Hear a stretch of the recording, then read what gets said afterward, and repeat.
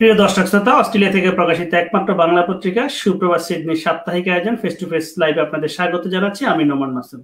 আমরা চেষ্টা করে থাকি বাংলাদেশ এবং বাংলাদেশের সমসাময়িক ঘটনাবলী নিয়ে তথা এবং বাংলাদেশের বাইরে চলমান আমাদের কমিউনিটি এবং বাংলাদেশের ভিতরে ঘটনার যে প্রবাহ, সেটা যে আমাদের বিদেশে যে কমিউনিটির যে ধরনের প্রভাব পেলে সেই ধরনের ঘটনার আলোকপাত করার জন্য আমরা চেষ্টা করে থাকি আমাদের প্রতিটি অনুষ্ঠানে। ঠিক এবারও তার ব্যতিক্রম নয়। আমরা আজকে কথা বলবো বাংলাদেশে কুমিল্লায় যে সম্প্রতি যে দুর্গাপূজাকে কেন্দ্র করে যেখানে হিন্দুদের উপাসনালয় মন্দিরে কোরআন অবমাননের যে এক ধরনের ঘটনার ঘটেছে এবং কে বা কারা করেছে সেটা আমরা হয়তো এখনো জানা হয়নি, বাট যে এই ঘটনাকে কেন্দ্র করে যে উত্তেজনা এবং যে হিন্দু বাড়িতে হিন্দু ধর্মীয় উপাসনালয়ে যে মন্দিরে যে ভাঙচুরের ঘটনা ঘটেছে এবং সেই দুঃখজনক ঘটনা আর ইতিবৃত্তান্ত আমরা আলোচনা করবো এবং আলোচনার জন্য আমরা আজকে আমাদের অনুষ্ঠানে আমন্ত্রণ জানিয়েছি। আমাদের সঙ্গে ঢাকা থেকে যুক্ত হচ্ছেন, সর্বপ্রথম আপনাদের সঙ্গে পরিচয় করিয়ে দিচ্ছি, doctor Arifa jasmine Nahin. Arifa jasmine Nahin, আপনি ভালো আছেন? জি ভালো আছি, আপনি ভালো আছেন তো? আলহামদুলিল্লাহ, আমরা ভালো আছি। আমি একটু দর্শক শ্রোতাদের বলে রাখতে চাই, আরিফা জেসমিন নাহিন সুপ্রিম কোর্টের একজন আইনজীবী এবং বিএনপি নির্বাহী কমিটির একজন মেম্বার এবং বাংলাদেশ জাতীয়তাবাদী মহিলা দলের ময়মনসিংহ শাখার সাংগঠনিক সম্পাদক। এবং দর্শক শ্রোতা, আমাদের সঙ্গে আরো একজন আইনজীবী রয়েছেন, যে আজকে খুব খুশির ব্যাপার যে আমরা দুজন আইনজীবীকে আজকে অনুষ্ঠানে আমরা আমন্ত্রণ জানাতে পেরেছি, যে আমরা শুনবো আইনের ভাষায়। আমি পরিচয় করে দিচ্ছি, আমাদের সিডনিতে আমাদের অনেকেরই জনপ্রিয়, আমারও খুব পছন্দের একজন মানুষ, নির্মাল্য তালুকদার নিম দাদা। ভালো আছেন? হ্যাঁ, ধন্যবাদ নাসিম ভাই, ভালো। আপনি কেমন আছেন? আলহামদুলিল্লাহ, আমরা ভালো আছি।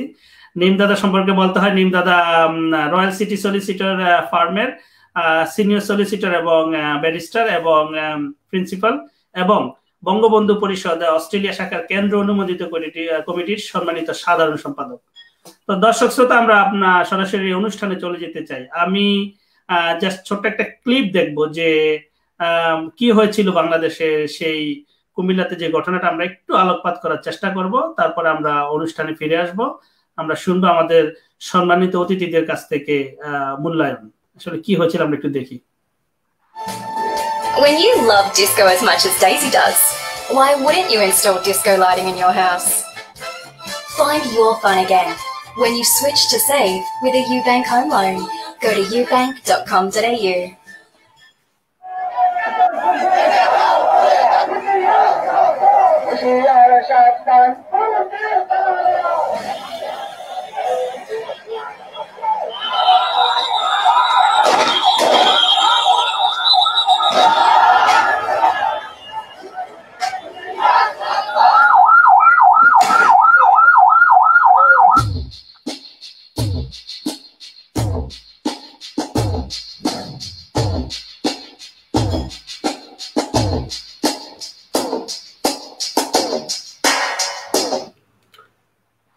দর্শক শ্রোতা, আমরা দেখলাম যে আসলে বাংলাদেশের যে ধর্মীয় সংঘাতগুলো হয়, কুমিল্লাতে যে মন্দিরে কোরআন অবমাননের ঘটনা এবং ঠিক পরক্ষণে আমরা সারা দেশে তার যে বিক্ষোভ, সেই বিক্ষোভকে কেন্দ্র করে আমরা দেখলাম বিভিন্ন জায়গায় বিক্ষোভ হয়েছে এবং সেই বিক্ষোভের মধ্যে পুলিশও আক্রমণে গিয়েছে এবং কে বা কারা বিক্ষুব্ধ হয়ে খুব দুঃখজনক ভাবে ধর্মীয় উপাসনালয় মন্দিরে হামলা করে অনেক মূর্তি এবং সেখানকার ধর্মীয় স্থাপনা বিনষ্ট করেছে। আমি একটু প্রথমেই যেতে চাই ডক্টর আরিফা জেসমিন নাহিন আপুর কাছে, যে বারবারই একই ধরনের ঘটনা আমরা সেই লক্ষ্য করলাম, রামুর ঘটনা সেই লক্ষ্য করলাম, নাসিরনগরের ঘটনা, সম্প্রতি কুমিল্লার। আমি একবারে সরাসরি আপুকে প্রশ্নটা রাখতে চাই যে একই ধরনের ঘটনা বারবার পুনরাবৃত্তি হচ্ছে বিভিন্ন রূপে, আপনি পুরো ব্যাপারটা কিভাবে দেখছেন নাহিন আপু? ধন্যবাদ। আজকের অনুষ্ঠানের যে পরিচালক নোমান মাসুম, এবং আমি ধন্যবাদ জানাতে চাই নির্মাল্য তালুকদার নিম, যিনি সলিসিটর রয়্যাল সিটি সলিসিটর ফার্মের, আপনাকেও ধন্যবাদ জানাচ্ছি। আমি ধন্যবাদ জানাচ্ছি দর্শক শ্রোতা যারা আছেন সবাইকে, বাংলাদেশ জাতীয়তাবাদী দলের পক্ষ থেকে সবাইকে আন্তরিক শুভেচ্ছা। তো আপনি যে প্রশ্নটি করেছেন এটা এখন আসলে সত্যিকার অর্থে যেটা হওয়া উচিত নয়, বাংলাদেশে সেটাই হচ্ছে। বাংলাদেশে অনেক সমস্যা রয়ে গেছে, অনেক প্রবলেম হচ্ছে বিভিন্ন ধরনের। যেটা প্রধান ইস্যু হওয়া উচিত সেটা ধামাচাপা আর ঢাকা পড়ে গেছে। এই যে ইদানিং যে ঘটনাগুলি ঘটে গেল, যে কুমিল্লার যে ঘটনা, তার থেকে যে আরো বিভিন্ন জেলাতে সেটা ছড়িয়ে পড়েছে, যেটাকে কালার দেওয়া হচ্ছে ধর্মীয় উগ্রামী বা সাম্প্রদায়িকতা। কিন্তু আমি এটাকে সাম্প্রদায়িকতা মনে করি না, কারণ আমি এখানে আমি দেখেছি, ছোটবেলা থেকেই দেখে আসছি। আমার বয়স এখন 60 বছর। আমি কখনোই কোথাও আমার এলাকা থেকে শুরু করে কোথাও আমি দেখিনি যে আমাদের যে হিন্দু মুসলিম বলেন বা বিভিন্ন ধর্মের সঙ্গে এরকম কোনো সাম্প্রদায়িক মনোবৃত্তি বা সাম্প্রদায়িক কোনো তাদের হৃদয়ে যে সাম্প্রদায়িকতা ধারণ করেন বা সাম্প্রদায়িককে লালন করেন। সবার আমরা যারা হিন্দু মুসলিম মিলেমিশে এখানে আছি, আমাদের এখানে একজনের ধর্মীয় অনুষ্ঠানে আমরা যাচ্ছি, আমাদের ধর্মীয় অনুষ্ঠানে তারা, এটা ধর্মীয় ব্যাপার সম্পূর্ণ। এবং ধর্মীয় যেভাবে তার ধর্মকে যতটুকু শ্রদ্ধা করবে, যার যার ধর্মকে সে লালন করবে, সে মন থেকে যতটুকু সে ধারণ করবে সেটা। আর এই যে এখন যেটা হচ্ছে ঘটনাগুলি, এই ঘটনাগুলিকেও আমি হিন্দু মুসলিমের মাঝখানে যে বিষ বাসবো যেটাকে বলা হয়, সেরকম কিছু আমি মনে করি না। আমি মনে করি না আরো এই কারণে যে আমি দেখেছি আমার আলোচনার পূর্বেই অনেকে আলোচনা করেছেন এই অনলাইনে বিভিন্ন প্রোগ্রামে। আমি দেখেছি যে হিন্দু মহাজোটের যে একজন মহাসচিব, যিনি মিস্টার গোবিন্দ, তিনি বলেছেন যে তার মুখ থেকে শুনেছি একরকম কথা। আরো দেখেছি যে এখান থেকে কি কি বের হয়ে আসছে। এখন দেখলাম যে ইকবাল নামে একটি ছেলেকে ধরা হয়েছে যে মাদকাসক্ত, এবং আরেকজন ইকরাম নামে তাকে বলা হচ্ছে তার সহযোগী, এবং বলা হচ্ছে এটার পাশেই, মন্দিরের পাশেই দুইজন ছিলেন, এই যে মাজারের দুজন সহযোগীকে বলা হচ্ছে তারা এই ঘটনা ঘটিয়েছে। যে আমরা যে সার্বিক যে ঘটনাগুলি দেখছি, তার থেকে বলা যায় যে এটা পূর্ব পরিকল্পিত, এটা বোঝা যায় যে এই যে ঘটনাগুলি, এটি মূলত ধর্মীয় কোনো অনুভূতির থেকে এটা করা হয়েছে, এটা মনেই হয় না। কারণ যে যাদেরকে ধরা হচ্ছে, বলা হচ্ছে যে তারা সিসিটিভিতে এসেছে বা তাদের কিভাবে কারা এসেছে, এরা তার মায়ের সাক্ষাৎকার দেখলাম, তার বোনের সাক্ষাৎকার দেখলাম, তাদেরকে দেখলাম, তাদের ইতিহাস দেখলাম যে এরা ধর্মীয় অনুভূতি কতটুকু লালন করে এবং তারা এই কাজগুলি করবে। এই জন্য তো এদের পিছনে এটা একটা উদ্দেশ্য আছে, হীন একটা স্বার্থ আছে, এটা বোঝা যায়। এবং আইনেও আছে, কিন্তু বোঝা যায় যে কোনো একটা কাজ যে কেন হচ্ছে না হচ্ছে, সেটা থেকে যেটা এই কাজগুলি যেটা পূর্ব পরিকল্পিত, সেটা আর বলার কোনো অপেক্ষা রাখে না। তো ধন্যবাদ জেসমিন নাহিদ। আমি আপনার কাছে আবার আসবো আপু। আমি একটু এই অংশটুকু একটু আমাদের শ্রদ্ধা নির্মলা তালুকদার নিমদার কাছে আমি একটু যেতে চাই। নির্মলা তালুকদার নিমদা, আপনি তো দেখলেন যে আপু যা বললো, এবং আসলে ঘটনাটা যেখান থেকে স্পার্ক হলো, একই ঘটনা বারবার পুনরাবৃত্তি। আপু যে বললো যে আসলে স্বাভাবিকভাবে যদি আমরা চিন্তা করি যে কোনো কিছুতে এমনি এমনি ঘটে না, ডেফিনেটলি তার পিছনে কোনো ইন্ধন থাকে, কোনো মোটিভ থাকে, কোনো উদ্দেশ্য থাকে। তো আপু বলতে চাইলো যে এটা না, আসলে এমনি ঘটে না, এটা ঘটানোর জন্য কোনো ধরনের প্রক্রিয়া কাজ করেছে। আপনি কিভাবে পুরো ব্যাপারটা মানে সংক্ষেপে বলবেন, তারপর আমরা অন্য আলোচনা একটু যাব। শ্রদ্ধেয় দাদা। ধন্যবাদ নোমান ভাই, এবং উপস্থিত আজকে সমস্ত দর্শক যারা আজকে আছেন আমাদের সঙ্গে, সবাইকে শুভেচ্ছা। আসলে ব্যাপারটা বুঝতে হবে যে আমরা যারা আজকে আইন পেশায় আছি, আমার সৌভাগ্য যে আজকে আমার সঙ্গে আলোচনায় আরেকজন অভিজ্ঞ আইনজীবী আছেন। তো আমরা যেটা জানি যে কোনো জিনিসের ফ্যাক্টস যেটা আছে, মানুষের কাছে আপাত দৃষ্টিতে যেটা মনে হয়, আমরা যখন কোর্টে সমস্ত সাক্ষ্য প্রমাণ এবং এভিডেন্স সহ যখন সেটা চুরচারা বিশ্লেষণ করি, তখন দেখা যায় যে ঘটনাটা অনেক ভিন্ন। তো সাধারণ মানুষের চিন্তা ভাবনা এবং আমরা যারা আইনজীবী এবং প্রতিনিয়ত বিভিন্ন বিষয় নিয়ে তার চুরচারা বিশ্লেষণ করি, আমরা দেখতে পারি যে মানুষ যেটা ভাবছে ঘটনাটা অন্যরকম। তো আপা যেটা বললেন, আমিও তার সঙ্গে সহমত। তিনি কোন দৃষ্টিভঙ্গি থেকে বলেছেন আমি সেটার সঙ্গে সহমত নাও হতে পারি, যখন তার বিস্তৃত বক্তব্য জানতে পারবো। তবে এটা আমিও মনে করি যে ধর্মীয় উন্মাদনা বা জনগণের মধ্যে থেকে সৃষ্ট কোনো জিনিস নয়, এটা কোনো একটা চক্রান্ত আছে। এটা এইটুক পর্যন্ত আমি তার সঙ্গে একমত। এখন কার চক্রান্ত, কিসের চক্রান্ত, সেটা আমি তার বক্তব্য শুনলে বা আমারও মতামত থাকবে সে বিষয়ে।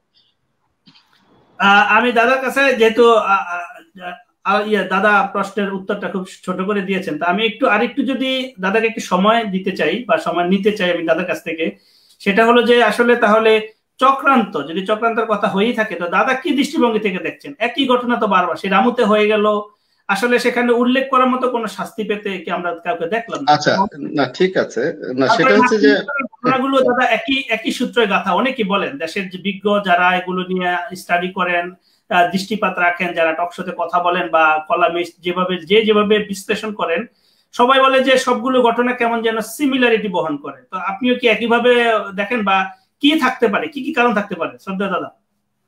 হ্যাঁ, সেটা হচ্ছে যে আমরা প্রথমে আমাদের দেখতে হবে আমাদের উপমহাদেশীয় যে রাজনীতি চর্চা, আমাদের এটা আমরা যদি ব্রিটিশ শাসনের পরবর্তী সালে 1857 সালের তখনকার সময় থেকে যদি ব্রিটিশ বিরোধী আন্দোলন এবং পরে আবার যখন 1905 সালে বঙ্গভঙ্গ আন্দোলন এবং তারপরে তো ব্রিটিশ তাড়াও আন্দোলন, এগুলো যদি দেখি, এই বাংলাদেশে, আমি বাঙালি যেহেতু আমি আমাদের বাংলাদেশ নিয়েই বলবো, যদিও পুরো ভারতবর্ষ চলে আসে, তো এখানে জিও পলিটিক্যাল যে বিষয়গুলো ঘটে আসছে 100-150 বছর ধরে, এখানে যে বিশ্ব বাষ্প যেটা বলেছেন আরিফা আপা, এটা বপন করেছিল ব্রিটিশরা। এই দুটো পাশাপাশি বসবাস করা সৌহার্দ্যপূর্ণ সম্পর্কের মধ্যে বিশ্ব বাষ্প তারা ঢুকিয়ে দিয়েছিল, এবং এটার ফলাফল আমরা 1905 সালেও দেখেছি, 1946 সালে দেখেছি, বিভিন্ন সময় দেখেছি আমরা। তো এটা আমাদের রাজনৈতিক ভাবে এটাকে এখন ব্যবহার করার জন্য যারা এই উপমহাদেশকে শাসন করতে চায়, সেটা ভারতবর্ষে হোক, পাকিস্তানে হোক বা বাংলাদেশে হোক, সেই রাজনৈতিক প্রক্রিয়ার মধ্যে দিয়ে আমরা এখনো চলছি। অর্থাৎ ব্রিটিশদের যে রাজনীতি বিশ্ববাষ্প ঢুকিয়েছিল, ওই রাজনীতির চর্চার মধ্যে আমরা আছি, এবং সেখানে ধর্মটা এখনো ব্যবহৃত হচ্ছে। এবং সেই চক্রান্তটা নিয়ে আরো ডিটেলে যদি আমি বলতে চাই, আমি বলবো যে জিনিসটা যেহেতু এখনো বাংলাদেশে আইনি ভাবে এখনো কোনো কিছু সম্পূর্ণভাবে ইনভেস্টিগেশনের বাইরে এখনো আসেনি, আমরা আইনজীবী হিসেবে এটা নিয়ে বলা ঠিক হবে না, আমরাও এখন অনুমান করেই শুধু বলতে পারবো। তবে এটা ক্লিয়ার হয়ে গেছে যে আমরা এখনো উপমহাদেশীয় যে ওই যে দ্বিজাতি তত্ত্ব ঢুকিয়ে দিয়েছিল আমাদের মধ্যে, সেই রাজনীতির বলয়ের মধ্যেই আমরা এখনো রাজনীতি করছি। এবং এটাই কারণ আমাদের ওই 1857 সালেও বাঙালি যেমন ছিল, এখনো বাঙালি তাই আছে, কিন্তু বাঙালিদেরকে রাজনৈতিক ভাবে বিভিন্ন ভাবে, ধর্মীয় ভাবে ব্যবহার করা হচ্ছে। এটাই মূল কারণ। এবং কারা করেছে, কি করেছে, এটা নিয়ে আরো বিস্তারিত উঠে আসবে, আমরা জানতে পারবো। জি ধন্যবাদ নির্মলা তালুকদার নিমদা। আমি একটু আমাদের আরিফা জেসমিন নাহিন আপুর কাছে যেতে চাই। যে আপু, আপনি যা বলছিলেন যে আসলে ওই যে কোনো উদ্দেশ্য থেকে, তো উদ্দেশ্য যদি হয়, কিন্তু আপনারা তো আইন নিয়ে, আপনাদের পেশাই আইন, তো বাংলাদেশে এই ধরনের যে আসলে খুব দুঃখজনক যে আমরাও দেখে আসতাম ছোটবেলা, আমরা হয়তো পাশের বাড়িতে যখন হিন্দু বাড়িতে পুজো হতো আমরাও যেতাম, সেখানে আমাদেরকে বিভিন্ন ধরনের নাড়ু সন্দেশ অনেক কিছু দিত, আমাদের মধ্যে একটা সৌহার্দ্যপূর্ণ অবস্থান ছিল। ঠিক আবার যখন রমজানের সময় আসতো, আমরা বাজারে ইফতার করতাম, আমার শ্রদ্ধা একজন শিক্ষক আমাদের সাথে বসে ইফতার করতো। আমি মনে হয় পৃথিবীর আর কোথাও এত সুন্দর সৌহার্দ্যপূর্ণ পরিবেশ কখনো দেখি নাই, যে এখানেও আমরা থাকি, যেখানে হয়তো আমরা ক্রিসমাসের সময় একটু ললি টলি বা অনেক কিছু শেয়ার করি, কিন্তু যে ধর্মীয় ভাবে যেটা সহানুভূতিশীল এবং পরস্পরের প্রতি শ্রদ্ধাশীল একটা অবস্থান, মন্দিরে ঘন্টা বাজছে, মসজিদে আজান হচ্ছে, ঠিক মন্দিরের সময় মসজিদের এখানেও সাউন্ডটা সীমিত করে দেওয়া হয়, আবার মসজিদে যখন নামাজ হয় ঠিক মন্দিরেও তখন একই অবস্থা সীমিত করে দেওয়া হয়। এই যে এক ধরনের শ্রদ্ধাবোধ, এই শ্রদ্ধাবোধ তো সেই যুগ যুগ ধরে বহমান। কিন্তু আমি একটু আপুর কাছে শ্রদ্ধা করে জানতে চাই যে এই জিনিসগুলোকে কেন বারবার ইউজ করা হচ্ছে, মানে এগুলো ছাড়া কি আর কোনো ওয়ে নাই? রাজনৈতিক স্বার্থ যদি রাজনীতি করতে হয়, তাহলে ধর্মকে নিয়ে কেন বারবার রাজনীতি করতে হবে, বা সংখ্যালঘুদেরকে নিয়ে কেন রাজনীতি করতে হবে? হ্যাঁ, ধন্যবাদ আপনাকে। আপনি ঠিক বলেছেন যে ধর্মকে নিয়ে কেন বারবার, এই প্রশ্নটা সব মানুষের মনে যাচ্ছে। দেখেন, আমাদের যে বাংলাদেশের যে এখন রাজনৈতিক অবস্থা, রাজনীতিকে বিরাজনীতিক করার জন্য যত ধরনের প্রচেষ্টা প্রয়োজন, সব প্রচেষ্টা চলছে এবং সব প্রচেষ্টা করে যাচ্ছে বর্তমান সরকার। এবং দেখা যাচ্ছে যে আমাদের এখানে রাজনৈতিক যে স্থিতিশীলতা সেটা বলতে নেই, এবং রাজনৈতিক ভাবে আমাদের যে ভাবমূর্তি দেশে বিদেশে সব জায়গায় রাজনীতিবিদ হিসাবে বা রাজনৈতিক দল হিসাবে বা বর্তমান যে অবস্থা দেশে, সেই হিসেবে দেখা যাচ্ছে সকলের কাছে আমাদের এই অবস্থা ক্ষুণ্ণ হয়েছে। আমি ক্যামেরাটা একটু ঠিক করে নিলাম। কন্টিনিউ করেন। এটার ভাবমূর্তি অনেক ক্ষুণ্ণ হয়েছে। এই যে অবস্থাটা এখন যে আমরা দেখতে পাচ্ছি, যে অবস্থাটা শুধুমাত্র ধর্মীয় যে ধর্মটাকে যে ইস্যু করা হচ্ছে তা নয়, এখন আরো ছোটখাটো অনেক বিষয়কে ইস্যু করা হচ্ছে, বড় করে তোলা হচ্ছে। আমরা ইতিপূর্বে আমরা দেখেছি কয়েকজন নারীকে কিভাবে তাদেরকে বিভিন্ন মামলা মোকদ্দমা দিয়ে, এবং এটা ইস্যুটা বলতে পারেন যে Pori Moni issue, Helena Jahangir issue, বা এইগুলিকে এত বড় করা হয়েছে। এদেরকে অ্যারেস্ট করার সময় এমন একটা যুদ্ধ সাজ করা হয়েছে, বাংলাদেশের পজিশন মনে হচ্ছে যে তাদের সঙ্গে একটা যুদ্ধ চলছে, এই পরিমণির সঙ্গে একটা যুদ্ধ চলছে। একটা অ্যাক্ট্রেস, একটা অভিনেত্রী, সেই অভিনেত্রীকে নিয়ে যা করা হলো, মনে হলো যে বাংলাদেশে আর কোনো সমস্যা নেই, এই অভিনেত্রীকে নিয়ে এই সমস্ত সমস্যা। তো এইভাবে যে বড় বড় যে ইস্যুগুলি আছে, জনগণের যে ইস্যুগুলি আছে, জনগণের অধিকার কেন্দ্রিক যে ইস্যুগুলি আছে, সেগুলিকে ধামাচাপা দেওয়ার জন্য একটা প্রচেষ্টা চলে আসছে, এবং এর মাধ্যমে হিংসাত্মক চরিতার্থ করার জন্য চেষ্টা হচ্ছে, এবং এরকম ভাবে ধর্মটাকেও এইভাবে ইউজ করা হচ্ছে। আপনাকে আমি উদাহরণ দিয়ে বলি, আমার যে এলাকাটা নেত্রকোনা, এখানে হিন্দু প্রধান, হিন্দুদের সনাতন ধর্মের লোকজন বেশি, এবং আমাদের এখানে আমাদের এত সুন্দর সৌহার্দ্যপূর্ণ সম্পর্ক, আমরা কে হিন্দু কে মুসলিম এই জিনিসটাই আমরা টেরও পাই না, ভিতরে অনুভবও করি না। আমরা তাদের অনুষ্ঠানে যাচ্ছি, আমাদের অনুষ্ঠানে তারা আসছে, এবং আমরা আমাদের যে প্রফেশন, আমরা যখন আইনজীবী সমিতিতে যাই তখন দেখা যায় আমাদের হিন্দুকে মুসলিমকে সেটা না, আমরা একসঙ্গে বসে খাচ্ছি, কথা বলছি, এবং এই ধরনের কোনো কথাবার্তাই আছে না যে সাম্প্রদায়িকতা বা কোনো ধরনের উগ্রামি বা কোনো উস্কানিমূলক কথাবার্তাও হয়। তো এই অবস্থায় আমি নিজে, সেই আমাদের যে বয়স হয়েছে বললাম, এই সারা 60 বছরের মধ্যে আমি আমার এলাকাতে বা আমার আত্মীয় স্বজন বা আমাদের যে বন্ধু বান্ধব বা আমাদের যে পরিবেশ, এখানে আমরা সেটা এই ধর্মটাকে মানে ইস্যু করা বা এরকম চিন্তা করা, বা ধর্মটাকে আমাদের ভিতরে সাম্প্রদায়িকতা বা হীনতা, হীনমন্যতা, উগ্রামি, এগুলি আমি লক্ষ্য করিনি। তা আমি মানুষের মধ্যে আমি তো যেহেতু রাজনীতি করি, হাজারো হাজারো লাখ লক্ষ মানুষের সঙ্গে আমার পরিচয় আছে, কথা হয়, তাদের ভিতরে এই ধরনের দেখি না। তাহলে এটা কারা করছে, কেন করছে? তো এই বিষয়টা আমরা ইতিমধ্যে কথাটা চলেই আসছে।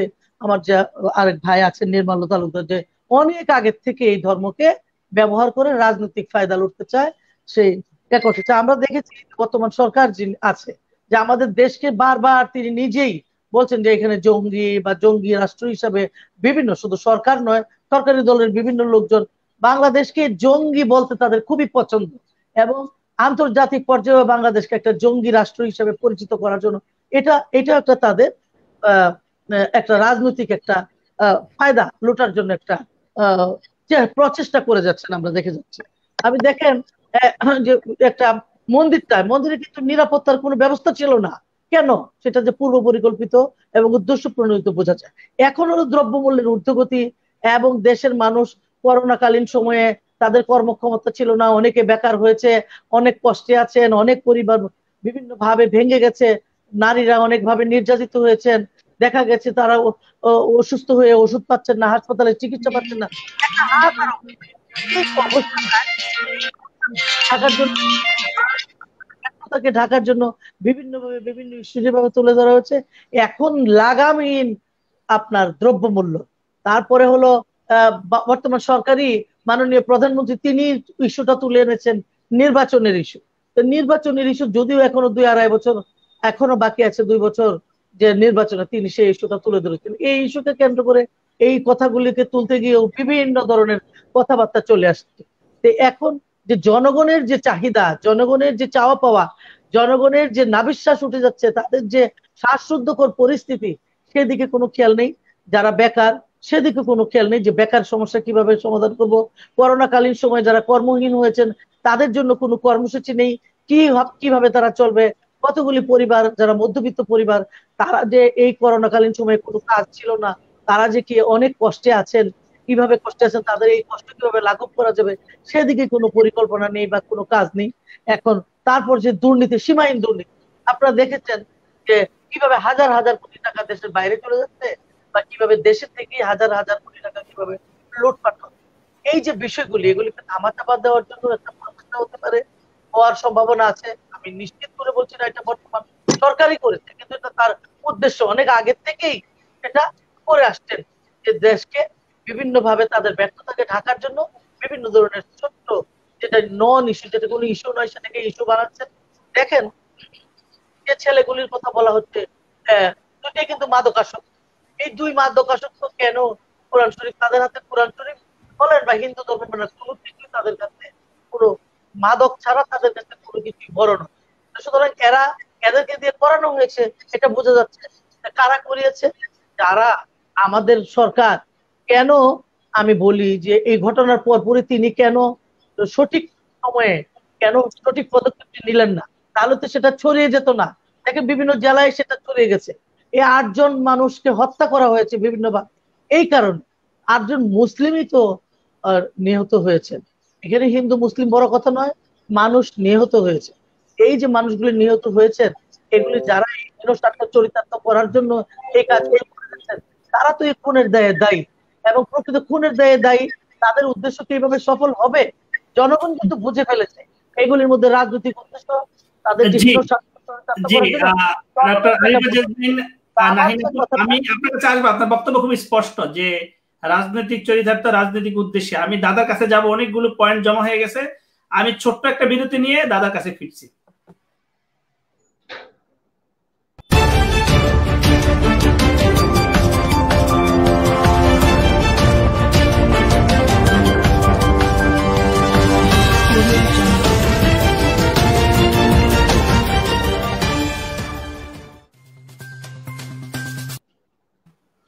দর্শক শ্রোতা, আপনারা দেখছেন অস্ট্রেলিয়া থেকে প্রকাশিত একমাত্র বাংলা পত্রিকা সুপ্রভাত সিডনির সাপ্তাহিক লাইভ অনুষ্ঠান ফেস টু ফেস লাইভ। আমাদের সাথে যুক্ত রয়েছেন ডক্টর আরিফা জেসমিন নাহিন, বাংলাদেশ জাতীয়তাবাদী মহিলা দলের ময়মনসিংহ শাখার সাংগঠনিক সম্পাদক এবং অ্যাডভোকেট, বাংলাদেশ সুপ্রিম কোর্ট একাধারে সদস্য, বাংলাদেশ জাতীয় নির্বাহী কমিটি, বাংলাদেশ জাতীয়তাবাদী দল বিএনপি। এবং আমাদের সঙ্গে সম্মানিত আরো একজন গেস্ট আজকে উপস্থিত রয়েছেন, আমাদের সবার প্রিয় নির্মলা তালুকদার নিম, রয়্যাল সিটি সলিসিটরের প্রিন্সিপাল সলিসিটর এবং ব্যারিস্টার, এবং অস্ট্রেলিয়ার বঙ্গবন্ধু পরিষদের সম্মানিত সাধারণ সম্পাদক। তা আমি দাদার কাছে যাব, তবে আমি ছোট্ট একটা ক্লিপ দেখে আসি যে বাংলাদেশের হিন্দু ঐক্য পরিষদের সাধারণ সম্পাদকের বক্তব্যটা একটু দেখে আসি, যে আসলে আমাদের তো জানতে হবে যে না আসলে সেখানে হিন্দুরা কিভাবে ভাবছেন, যে আসলে এটা কি হচ্ছে। যদি আমরা একটু দেখি যে ওনারা কিভাবে এটা এক্সপ্লেন করেন বা উনি কিভাবে দেখেন, একটু আমরা যদি দেখে আসি। আমাদের একটা টিম আমরা কুমিল্লায় এবং চাঁদপুরে গিয়েছি, হাজীগঞ্জে গিয়েছি। তো ওখানে আমরা সাধারণ জনগণের সঙ্গে আলোচনা করেছি, পূজা কমিটি যারা আছে তাদের সঙ্গে আলোচনা করেছি, মন্ডপের সঙ্গে আলোচনা করেছি, যারা ক্ষতিগ্রস্ত তাদের সঙ্গে আলোচনা করেছি, যারা ঢাক বাজায় ঢাকি তাদের সঙ্গে আলোচনা করেছি, যারা আহত হয়েছে। বেশ কিছু মুসলিম ভদ্রলোক কিছু মন্দিরে মানে ই করতে গিয়ে, হিন্দুদেরকে সেট করতে গিয়ে আহত হয়েছেন, তাদের সঙ্গে আলোচনা করেছি। তো সবকিছু মিলিয়ে যে জিনিসটা আগের যে 2 জন যারা পর্যবেক্ষণ তাদের মতামত বললেন, যে ঠিক আমারও একই মতামত এবং সাধারণ জনগণের মতো একই, যে এটা টোটালটাই পলিটিক্যাল।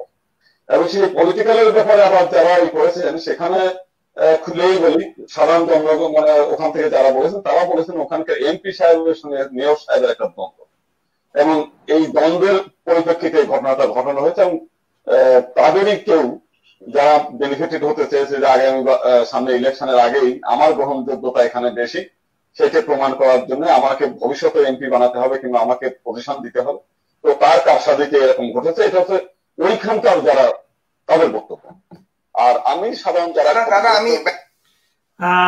শ্রদ্ধা দাদা, আমরা তো শুনলাম যে গোবিন্দ প্রামাণিক বাংলাদেশ হিন্দু ঐক্য পরিষদের সম্মানিত মহাসচিব, যে উনি এখানে আসলে সরাসরি আসলে যা উনি দেখলেন তা বললেন। এখন দাদা আমি এটা আপনার কাছ থেকে জানতে চাই যে একটু আগে যে আমাদের শ্রদ্ধা আরিফা জেসমিন নাহিন আপু বলে গেলেন যে পলিটিক্যাল, এবং আমাদের সম্মানিত গোবিন্দ প্রামাণিক একই ভাবে বললেন যে উনি বিভিন্ন ইনভেস্টিগেশন করে দেখলেন যে ব্যাপারটা সম্পূর্ণ পলিটিক্যালি হয়েছে, এবং সেখানে এই ঘটনায় ওখানকার স্থানীয় এমপি এবং মেয়রের সংশ্লিষ্টতার অনেক বলা বলি উনি লক্ষ্য করেছেন।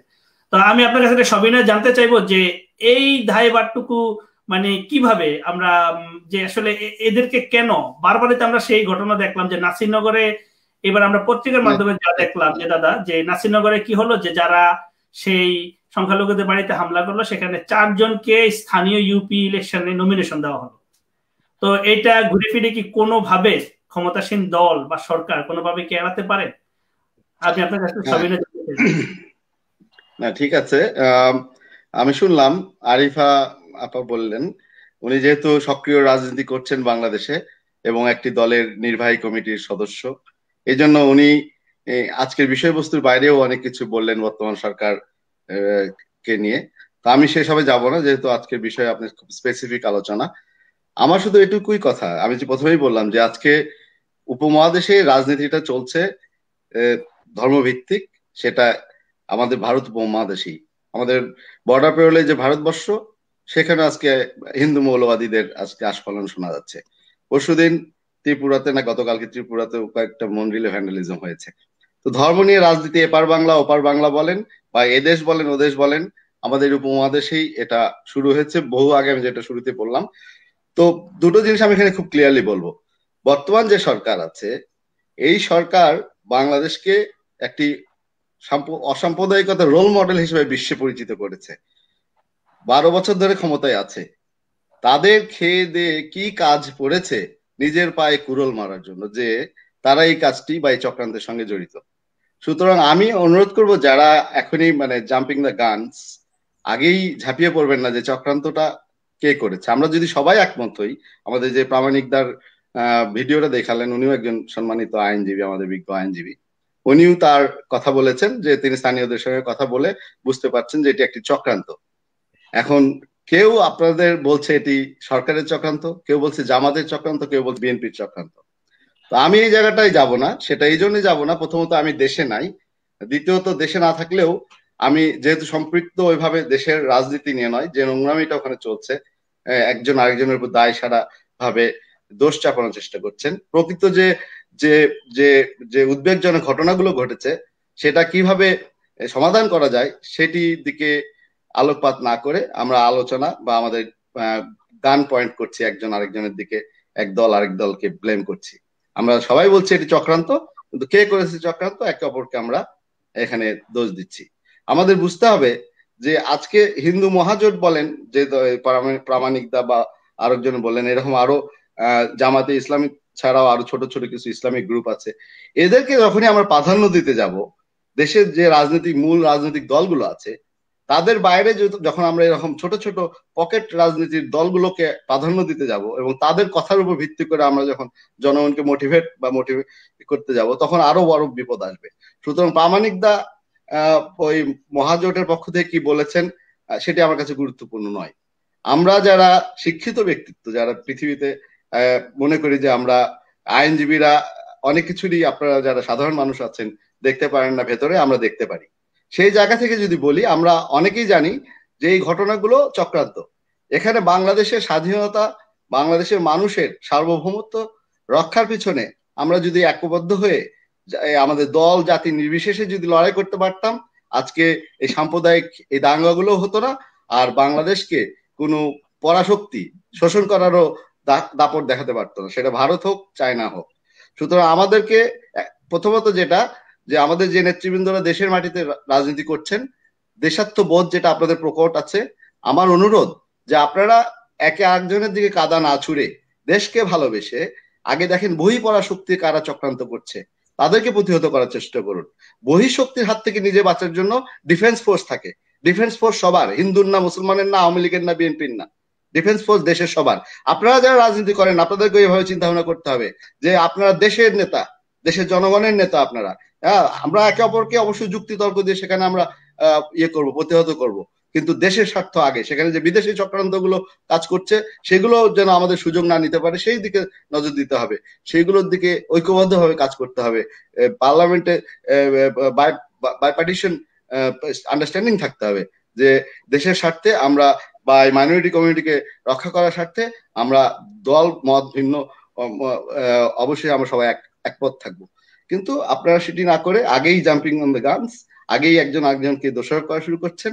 আমি যদি আওয়ামী লীগের পক্ষে, যেহেতু আমি বঙ্গবন্ধু পরিষদের সাধারণ সম্পাদক অস্ট্রেলিয়া শাখার, অবশ্যই বাংলাদেশ আওয়ামী লীগের একজন সমর্থক, এবং যদিও বিদেশের নাগরিক, আমি আপনাদের মতো ওখানে বাংলাদেশে আমি সময় দিতে পারি না, কিন্তু আমরা তো বুঝতে পারি যে আজকে আমরা নিজেরা এই যে ঘটনাগুলো ঘটছে এটার ওই যে এটাকে বলা হচ্ছে ঘোলা পানিতে মাছ শিকার, অর্থাৎ who can catch more fish. আমরা সেটা চেষ্টা করছি। এর বাইরে উঠে আসুন। আমি সম্মান রেখেই বলছি, বিএনপি যারা করেন অবশ্যই আপনারা চাইবেন যে আপনাদের দলের এই সুযোগে কিছু একটা আন্দোলন গড়ে উঠুক, একটু নাম হোক।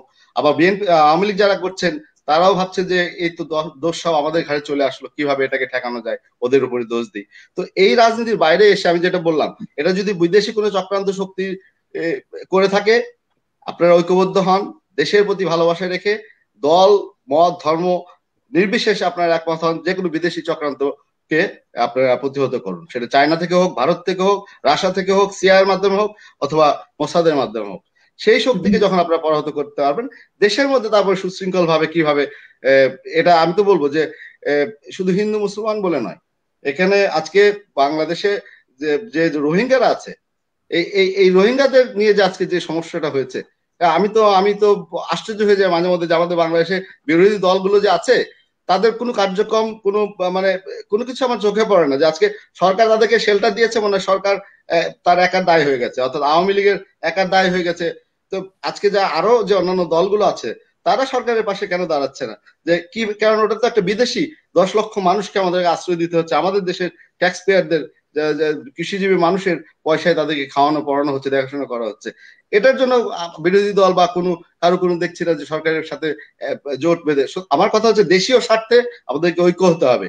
সেই জায়গাটা আগে আপনারা প্রথমে নিজেদের আদর্শকে ঠিক করুন, তারপরে অবশ্যই নিজেদের মধ্যেও সৌহার্দ্যতা শৃঙ্খলা বজায় রেখে আপনারা রাজনীতি করুন। শুধু একজন আরেকজনের দিকে তা কামান দাগাবেন না। জি, আমি আর একটু যদি সাথে একটু অ্যাড করতে চাই। শ্রদ্ধা দাদা, আপনি হয়তো ঘটনাটাই সম্পূর্ণ আপনি আলোকপাত করেছেন বা নজর রেখেছেন। সেখানে এ অভিযোগ করা হচ্ছে যে সেখানে যখন ধরেন ধর্মীয় উপাসনালয়ে হামলা করা হলো, সেখানে পুলিশ সঠিক সময়ে উপস্থিত হয়নি, এবং যখন সেখানে মন্দিরে কোরআন শরীফ রাখা হলো, এলাকার কয়েকজন যুবক গিয়ে পুলিশকে বলার পরেও অনেক পরে, যেমন যদি বললো যে পুলিশ 8 থেকে 10 ঘন্টা পরে সেখানে রিয়াকশনে গেল। তো আপনি কি কোনোভাবে এখানে আইন শৃঙ্খলা রক্ষাকারী বাহিনীর কোনো যে আপনি একটু বলেন যে বহিঃশক্তিকে অ্যাটাক করা থেকে তো মানে আমাদেরকে সেভ করতে হবে, বাট আগে তো আমার ভিতরে যে অবস্থা সেখানে স্থিতিশীলতা বজায় রাখতে হবে, বা যারা বাহিনী আছে তারাই কাজ করবে। কিন্তু আপনি কি কোনোভাবে মনে করেন যেখানে লোকাল আইন শৃঙ্খলা রক্ষাকারী বাহিনীর কোনো গাফিলতি, বা এই গাফিলতিটাকে আপনি কিভাবে দেখছেন দাদা? না, ঠিক গুরুত্বপূর্ণ কোশ্চেন। আরিফ আপা বলতে পারবে যে ড্রাগ ড্রপিং এর যে সিন্ডিকেট থাকে, যে মিডলম্যান ড্রাগের ব্যাগটা ক্যারি করে, সে নিজেও জানে না এর মধ্যে ড্রাগ আছে। হ্যাঁ, ধরা পড়ার পরে তাকে কি বলে থেরাপি দিয়ে বা পানিশমেন্ট করে কোনোভাবেই কোনো কথাই বের করা যায় না, কারণ সে নিজেই জানে না যে তার ব্যাগের মধ্যে ড্রাগ আছে। তো ড্রাগ ড্রপারের মতো এরকম ভাবে কাউকে দিয়ে কোরআন শরীফ রাখানো বলেন বা কোনো কিছু বলেন, আসলে ইউ ক্যানট মানে রিচ দ্য কালপ্রিটস বিহাইন্ড। তো এই জায়গাতে যারা আজকে রাজনীতি করছেন, যারা রাজনৈতিক যারা জেলা পর্যায়ে বা জাতীয় পর্যায়ে আছেন, পুলিশ থেকে শুরু করে প্রশাসনে যারা আছেন, সব জায়গাতেই যারা আজকে আছেন তাদেরকে আরো আমি মনে করি নজরদারি বাড়াতে হবে। হ্যাঁ, এই কথাটা স্পষ্ট আমার কাছে যে সুখে থাকলে ভূতে গেলায় এরকম ব্যাপার, যে সরকার 12 বছর ধরে আছে সে নিশ্চয়ই এটা করতে যাবে না। আবার যে বিএনপি তার সংগঠনের অন্যভাবে নেবেন না আরিফা আপা, যে তলায় খুঁজে পাচ্ছে না, একটা পায়ের নিচে মাটি খাড়া করার চেষ্টা করছে, তারাও এটা করে নিজেদের অবস্থা। সুতরাং আমি কোনো পক্ষে বিপক্ষে বলছি না, এটা কোথায় হচ্ছে এর আপনাদেরকেই দেখতে হবে এর সমাধানটা, এবং এটা সামগ্রিকভাবে দেখতে হবে দল মত নির্বিশেষে। আর একটা জিনিস যেটা শিক্ষা ব্যবস্থা মূল, যেটা এখানে আজকে বাংলাদেশে সত্যি কথা যেটা, যে স্বাধীনতা পরবর্তীকালে আমরা স্বাধীন হলেও আমাদের বঙ্গবন্ধুর 1975 সালে নৃশংসভাবে সপরিবারে হত্যা হওয়ার পর থেকে বাংলাদেশে যে প্রেক্ষাপট উঠে এসছে তাতে কিছু পরিবর্তন দেখেছি। আমি কোনো দলকে এখানে আঙুল তুলে বলছি না, কোনো ব্যক্তিকেও আঙুল তুলে বলছি না, কারণ প্রত্যেকটা ব্যক্তি তার জায়গা থেকে নিজস্ব চিন্তা ভাবনা থেকে কাজ করে। কিন্তু আমাদেরকে আজকে এই 2021 সালে দাঁড়িয়ে যারা আজকে বাংলাদেশের রাজনীতি করছেন বা শিক্ষিত সমাজ, তাদেরকে দেখতে হবে যে আমাদের কোথায় পরিবর্তন করলে পারে এইগুলোকে আমরা অ্যাভয়েড করতে পারবো। তার মূল একটা হচ্ছে শিক্ষা। তো আমি বেশি কথা বলবো না, শিক্ষা ব্যবস্থা সেটা মাদ্রাসায় হোক, স্কুল কলেজে হোক, পাঠ্যপুস্তক হোক, এগুলোর দিকে বিশেষ নজর দিতে হবে। এবং জনগণ, আমরা আজকে যারা শিশু ছিলাম, আমরা 90 দশকে যারা আমরা আন্দোলন করেছি স্কুল কলেজের, আজকে আমরা বয়স্ক হয়েছে, আমাদের ছেলেমেয়েরা সেই বয়সে রয়ে গেছে। তো তাদেরকে কি আমরা সেই শিক্ষা দিতে পেরেছি? আন্দোলনের আমাদের যে আদর্শ ছিল সেটা ঢুকাতে পেরেছি তাদের মধ্যে? পারেনি। তো এই জিনিসগুলো একটু নজরদারি করতে হবে। এবং ওই যেটা বললাম যে বিশ্বের যে কোনো চক্রান্ত শক্তি আমাদের ওই যে যেমন যে আসর করে না, কি বলে ওটাকে, জিনে আসর করে, আমাদের মধ্যে জিনে আসল করে যেন আমাদের মধ্যে এই বিঘ্নতা না ঘটাতে পারে, আমাদের সম্প্রীতি সম্পর্ক যেন নষ্ট না করাতে পারে, সেটা মাথায় রাখতে হবে। আবার এই যে এখানে ওখানে যে এই অমুক গ্রুপ তমুক গ্রুপ প্রামাণিক গ্রুপ মহাজোট হিন্দু মহাজোট জামাতের আরেকটা এবিসি মানে অঙ্গ সংগঠন, এগুলোকে গুরুত্ব দেওয়া যাবে না। দল আছে যেগুলো মূল দল, তার নিচে আসতে হবে, হিন্দু মুসলমান নির্বিশেষে মেইন প্ল্যাটফর্মে আসতে হবে। Come to the main platform, join in the main politics, work with the main community. আমি হিন্দু বলে আমি হিন্দু বৌদ্ধ ঐক্য পরিষদ করবো, হিন্দু বলে হিন্দু মহাজোট করবো, আপনি মুসলমান বলে আপনি ইসলামী একটা করবেন, তা না। বাংলাদেশের যে দলগুলো আছে মূল দলে আসেন, মূল দলে কাজ করেন, জনগণের সাথে একাত্ম হয়ে এই সমস্ত নোংরামিকে বন্ধ করেন, এটাই আমার অনুরোধ থাকে। এবং আছেন, আমি একটু আরিফা জেসমিন আপুর কাছে যেতে চাই। আমাদের দর্শকদের একটু কিছু কমেন্টস আমরা পড়তে চাই। আপু অনেক জনপ্রিয় আমাদের দেখা যাচ্ছে, আমাদের সাদিয়া জেসমিন, মৌ, আলিয়া বেগম, তারপর মাসুদুর রহমান, তারপর আরো একজন যে বাংলাদেশ থেকে অনেক কমেন্টস। আপুর জনপ্রিয়তা আসলে অনেক বেশি, যে রাজপথে রাজনীতি করেন রমিজউদ্দিন, হ্যাঁ অনেকেরই কমেন্টস। তো আমাদের একজন দর্শক একটা কমেন্টস করেছেন যে আমরা আজকে যেখানে কথায় কথায় সংখ্যালঘুদের মানে দর্শকের কমেন্টস এমন ছিল যে সংখ্যালঘুদের কথা আমরা বলি, ঠিক পাশাপাশি কারোরই প্রত্যেকটা জনগণেরই নাগরিক হিসেবে তার কি বলে তার নিরাপত্তা নিশ্চিত করা একটা রাষ্ট্রের মৌলিক দায়িত্বের মধ্যে পড়ে, যেটা রাষ্ট্রের মৌলিক দায়িত্ব। সে কি হিন্দু, বৌদ্ধ, মুসলমান, সে কি জুইশ, নাকি সে অন্য কোনো ধর্মের, খ্রিস্টান, ডাজন্ট ম্যাটার, কারণ এখানে সবাই রাষ্ট্রের নাগরিক। এবং পরক্ষণে আমরা লক্ষ্য করলাম যে ইদানিং যে আসলে ধরেন হিন্দুর সেখানে যেটা হয়েছে সেখানে মুসলমানরা ক্ষোভ দেখাবে, এটাই স্বাভাবিক, কারণ ধর্ম একটা সেন্সিটিভ বিষয়। আবার এই কে বা কারা এসে মন্দির ভেঙে দিল, এটা তো কোনোভাবেই কাম্য নয়, আমরা তো এটা চাইনি। বাংলাদেশের কালচার সংস্কৃতিতে এমনটা ছিল না। তো যে কেউ যদি বিক্ষোভ করতে আসবে সেখানে পুলিশ গুলি চালিয়ে 8-10 জন নিহত করে ফেলবে, এইটা কি ধরনের মানে কথা হতে পারে? এটা তো আপাত দৃষ্টিতে এমনটাই মনে হয়। আমাদের এক দর্শক বললো যে সংখ্যালঘুদের সাথে সাথে সরকারের মুসলমানদের জন্য নিরাপত্তা চাই। তো আমি শ্রদ্ধা আপুর কাছে দুইটা প্রশ্ন রাখবো, যে আসলে কথাটা আপনি কতটা একমত, প্লাস এটা আপনি কিভাবে নেবেন, এটা একটু ব্যাখ্যা জানতে চাইবো। আর আমি আরেকটু অংশ দেখলাম যে যখন বাংলাদেশের এই ঘটনাটা ঘটলো, ঠিক ওই পারে তখন বিজেপির একজন দায়িত্বশীল রাজনৈতিক নেতা বললো যে এতে করে বিজেপির অনেক ভোট বেড়ে যাবে। তো বাংলাদেশে হিন্দু সম্প্রদায়ের উপর অ্যাটাক হবে, ইন্ডিয়াতে বিজেপির ভোট বাড়বে। পরক্ষণে আবার আমাদের মাননীয় প্রধানমন্ত্রীও দেখলাম যে একটা স্টেটমেন্ট দিলেন যে বাংলাদেশের যে অনাকাঙ্ক্ষিত ঘটনা ঘটে গেল, এর রেশ যেন আমাদের বর্ডারের ওপারে তথা ইন্ডিয়াতে আমরা মানে আমাদের ওখানকার যারা সংখ্যালঘু বা ওখানকার পরিস্থিতি যে কোনোভাবে ঘোলাটে না হয়, এটা আসার কথা, খুব সুন্দর কথা বলেছেন, আমি ব্যক্তিগতভাবে খুব পছন্দ করেছি।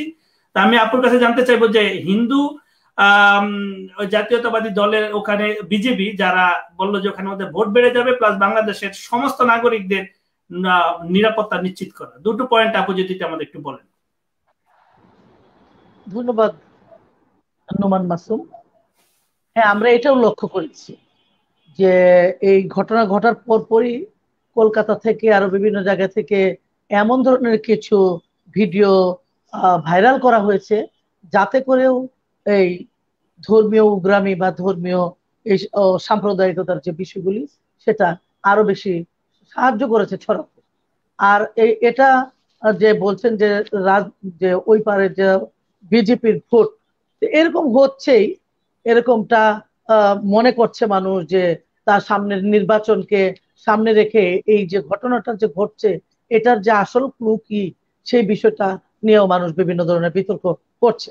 তা আমি যে জিনিসটা বলতে চাই, ইতিমধ্যে আমাদের যে নির্মাল্য তালুকদার দাদা তিনি অনেকগুলি কথা বলেছেন। এক নম্বর একটা কথা বলেছেন যে বহিঃশত্রুর হাত থেকে দেশকে বাঁচানো, আমি সেটা মনে করি। কিন্তু আপনি যে বহিঃশত্রুর হাত থেকে দেশকে বাঁচাবেন কিভাবে বাঁচাবেন? আমাদের মধ্যে তো কোনো ঐক্য নেই, রাজনীতিকে আমরা ধ্বংস করে দিচ্ছি। সবগুলি রাজনৈতিক দলগুলিকে যেন কিভাবে শেষ করে দেওয়া যায়।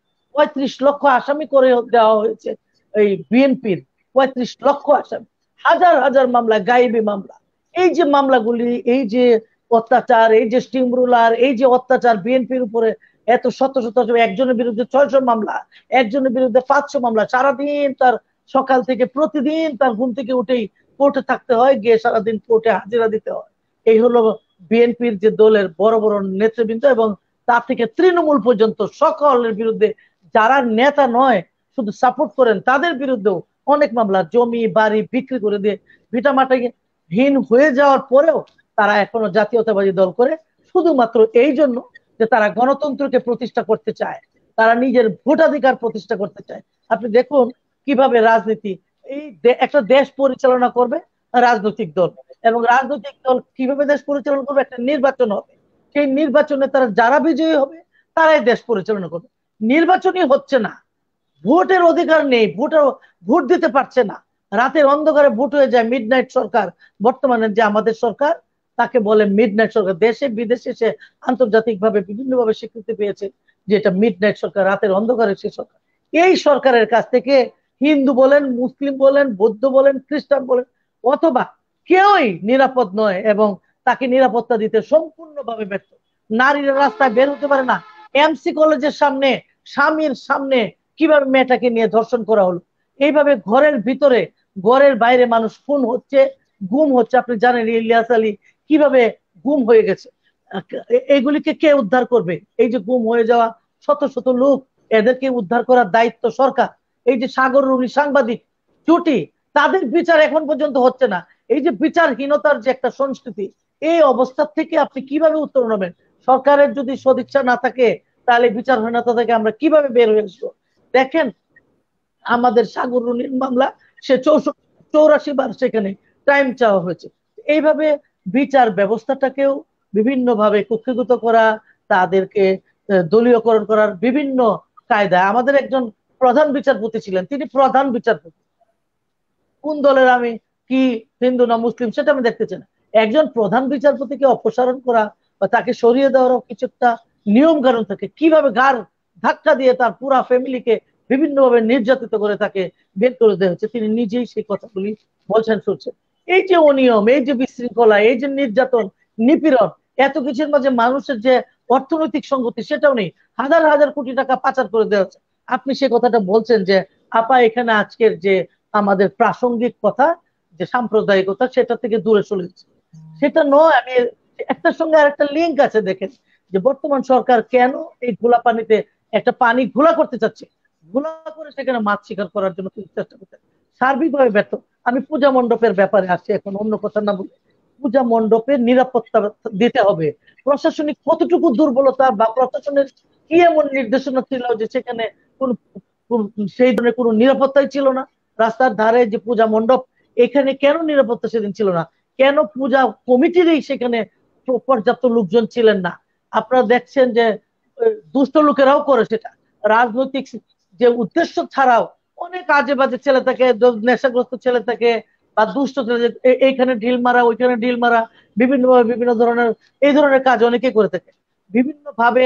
এই আমরা দেখেছি যে পূজা মণ্ডপগুলিতে বিশেষভাবে নিরাপত্তা দেওয়া হয়, কিন্তু কোনো কিছু ছিল না। তারপর দেখেন এটা নিয়ে যদি তাৎক্ষণিকভাবে একটা প্রশাসনিক পদক্ষেপ নেওয়া হতো তাহলে বিভিন্ন জেলাগুলিতে এইভাবে ছড়িয়ে পড়তো না। পরে দেখা গেল যে সত্যিকার অর্থে ধর্মীয়, দেখেন আমরা রংপুরের যে ঘটনাটা শুনেছি, একটা হিন্দু মুসলিম তাদের জমি জমা নিয়ে ঝামেলা চলছিল, সেই জন্য এটাকে এই ইস্যু বানানোর জন্য নিজেদের মধ্যে সেই ঝামেলা করছে।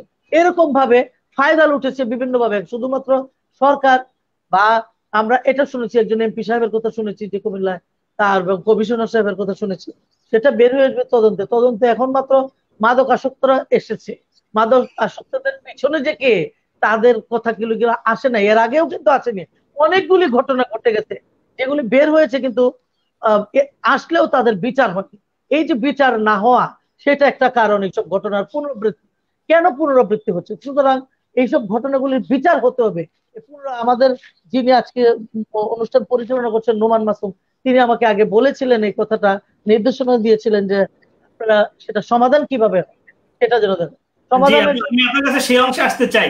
আমরা তো এতক্ষণ দেখলাম যে কেন সমস্যার কথা আপনাদের আইনের ভাষায় বা আইন করে কি বন্ধ করা সম্ভব, বা কি করলে বন্ধ করে সমাজে স্থিতিশীলতা আসবে, পারস্পরিক সহমর্মিতা আসবে, পারস্পরিক শ্রদ্ধাশীলতা আসবে, যেটা আগে ছিল বাংলাদেশে, যেটা আইন কিন্তু অনেক আছে, সেগুলি প্রয়োগ হয় না কেন? আমি তো একটা বললামই যে বিচারহীনতা, সত্যিকার অর্থে যাকে অ্যারেস্ট করা প্রয়োজন, চোর ডাকাত যারা টাকা পাচার করছে তাদেরকে করছে না।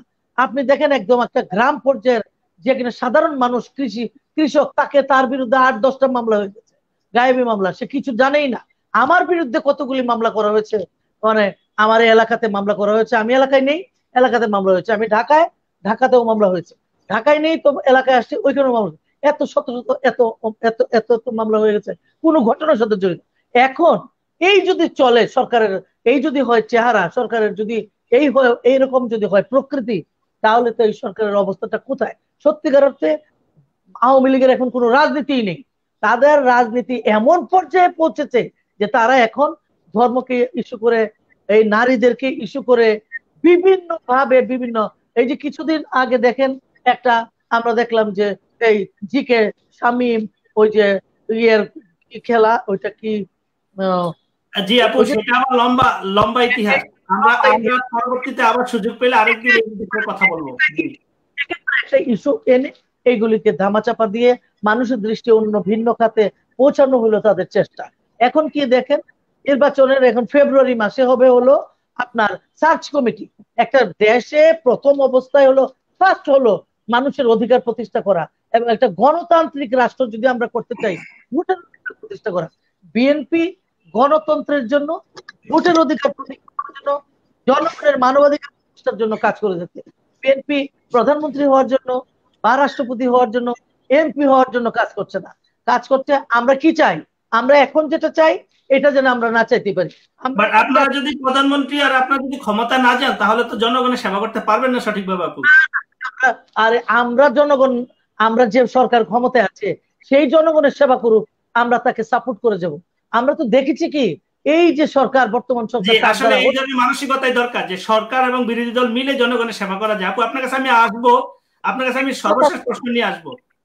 একটু কথা শুধু বলে নিই, সেটা হলো যে এই যে গণতন্ত্র যদি আপনি প্রতিষ্ঠা না করেন, ভোটের অধিকার যদি আপনি প্রতিষ্ঠা না করেন, রাজনৈতিক স্থিতিশীলতা যদি না আসে, রাজনীতিকে যদি বিরাজনীতি করেন, মিথ্যা মামলা দিয়ে যদি প্রধান রাজনৈতিক দলের নেত্রীকে জেলে করে রাখেন, অন্তরীণ করে রাখেন, তার উপর স্টিম রোলার চালান, রাজনীতিকেই যদি আপনি এরকম ক্ষত বিক্ষত করে দেন, রাজনীতিকে যদি নোংরা পর্যায়ে নিয়ে যান, ফেলে দেন, তাহলে কিভাবে আপনি আশা করেন যে এই ইস্যুগুলি বন্ধ হবে? এটা তো একটা ইস্যু, হাজার হাজার ইস্যু রয়েছে। আপু আপনার বক্তব্য খুবই স্পষ্ট, আমি আপনার কাছে আবার আসবো। আমি একটু শ্রদ্ধাভাজন নির্মলা তালুকদার নিমদার কাছে যেতে চাই। নিমদাও বলেছিলেন যে আসলে আমাদের যে মেইন স্ট্রিমে এসে জিনিসগুলোকে সামাজিকভাবে বা রাজনৈতিকভাবে প্রতিহত করতে হবে তথা এস্টাবলিশ করতে হবে, এবং আপু যেটা বললো যে আইনের যে চর্চাটা নেই, বিচারের যে চর্চাটা নেই, বিচারহীনতা, তো দাদা কি এই অংশে একমত পোষণ করবেন? যে আপনার একটা অংশ তো আমি শুনলাম, সেটা তো জানতে চাই দাদা কি করলে এগুলো হ্রাস পাবে এবং আমাদের সেই সামাজিক সম্প্রীতিগুলো আবার ফিরে আসবে? আমরা যেভাবে হিন্দু মুসলিম বৌদ্ধ সবাই স্বাধীনতা যুদ্ধ করে এই দেশ স্বাধীন করেছে, সেই সুন্দর দেশ গড়ায় কিভাবে সবাই সবার সাথে কাঁধে কাঁধ মিলিয়ে চলতে পারে, দাদার কাছ থেকে সেটা জানতে চাই। না ঠিক আছে, না যেটা আরিফা আপা বললেন, আমি মানে সম্মান রেখেই আমি ওনার সঙ্গে দ্বিমত প্রকাশ করছি। কারণ হচ্ছে যে এক্সকিউজ মি, উনি যে কথাগুলো বললেন, যেহেতু উনি মাঠে একটা দলের রাজনীতি করেন, উনি অবশ্যই, আমি ওনার কাছে অন্যরকম বক্তব্য আশা করব না। তারপরেও যেহেতু উনি আমাদের বিজ্ঞ আইনজীবী, আমি যে জিনিসগুলো বলবো সেটা হচ্ছে যে আমরা তো স্বাধীনতা যুদ্ধ দেখিনি, আমি জানি না, অনেকে হয়তো আপনারা ছোট ছিলেন ওই সময়, আমার জন্ম স্বাধীনতার পরে, তো স্বাধীনতা যুদ্ধ জানি না, তার আগের যে আন্দোলন সেটা সম্পর্কে পড়ে শুনে যেটুকু জানা, কিন্তু আমার জন্মের পর থেকে বা আমার বুদ্ধিকালের পর থেকে যে বুঝে এসছি, সেটা থেকে যে আইন ব্যবস্থা বাংলাদেশে দেখে এসছি, সেটা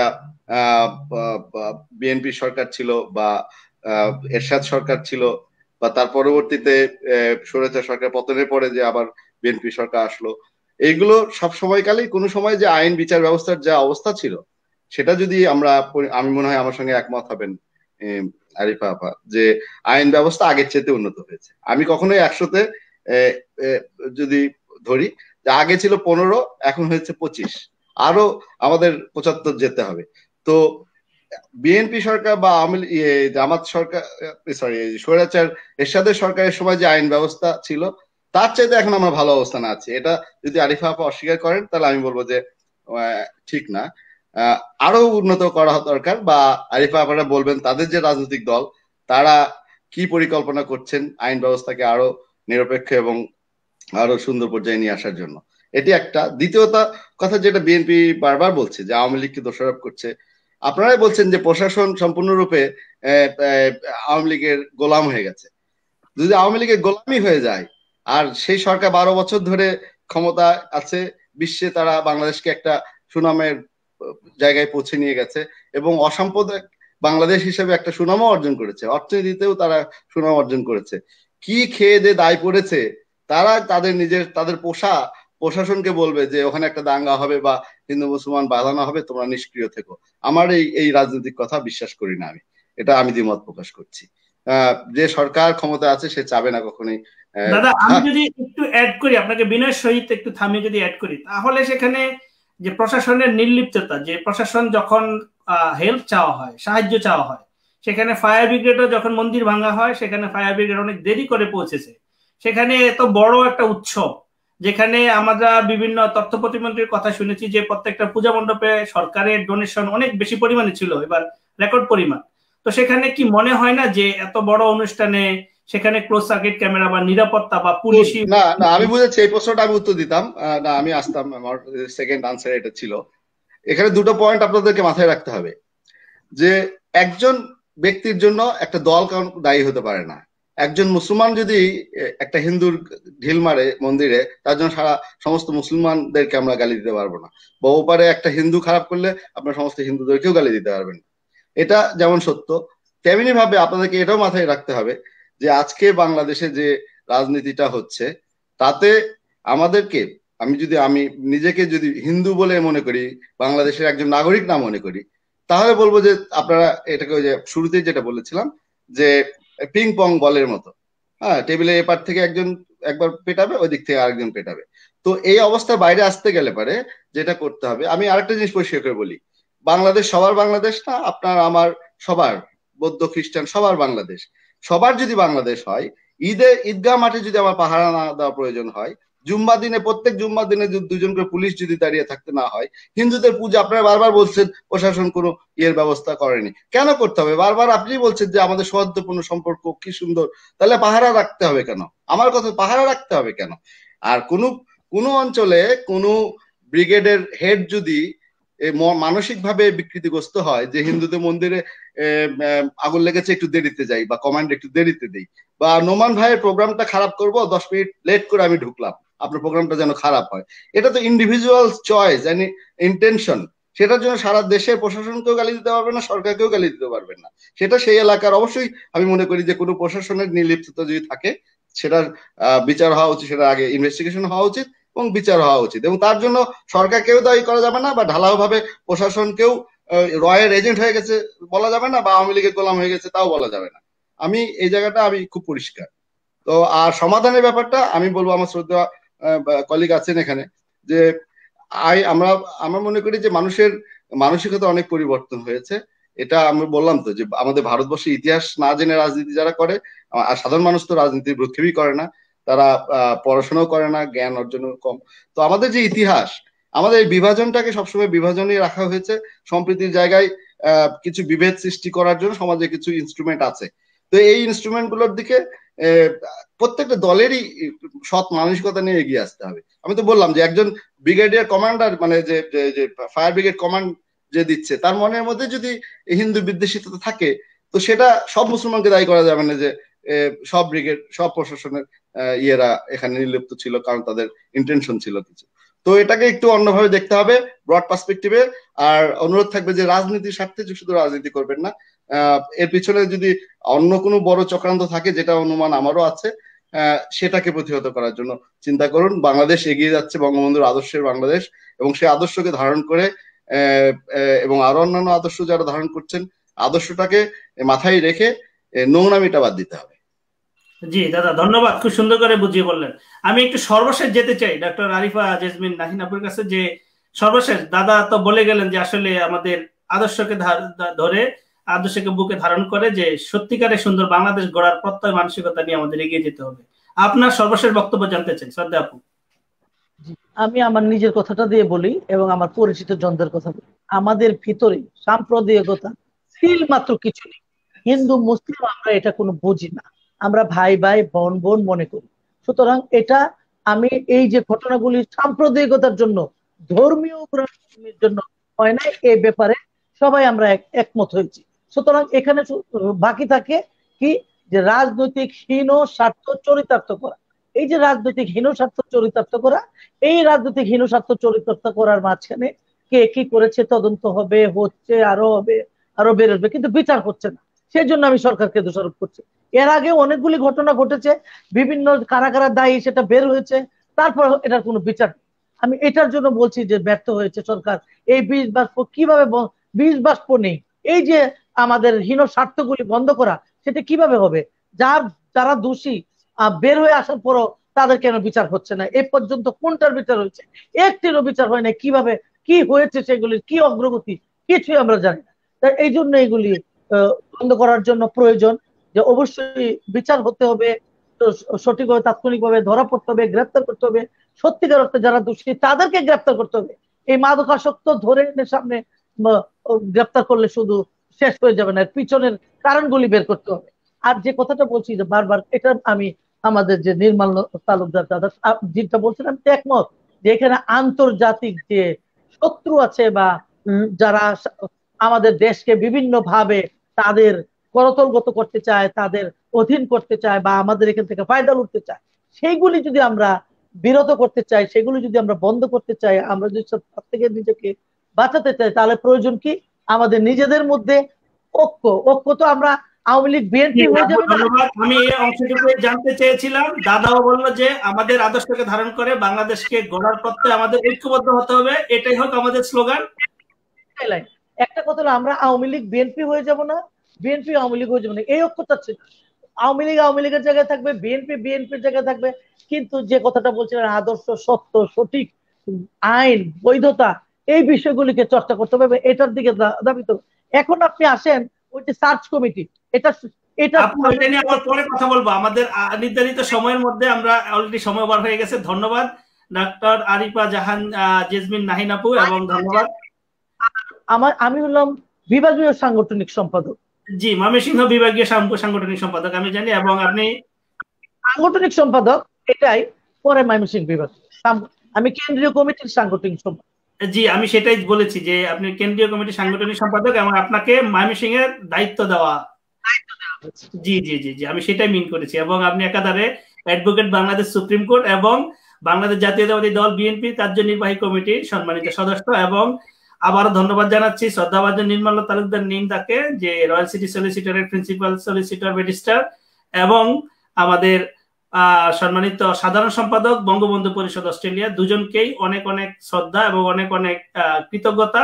দর্শক শ্রোতাদের উদ্দেশ্যে বলে রাখতে চাই, আমাদের অনুষ্ঠান সম্পর্কিত কোনো প্রশ্ন রাখতে চাইলে আমাদেরকে ইমেল করতে পারেন suprabhat.ceo@gmail.com। আমাদের ফেসবুক পেজ সুপ্রভাত সিডনিকে ফলো করতে পারেন।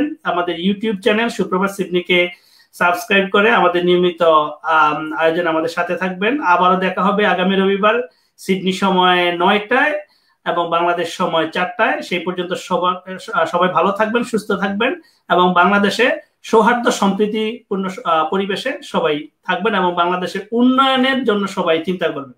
সেই পর্যন্ত সবাই ভালো থাকবেন। আল্লাহ হাফেজ।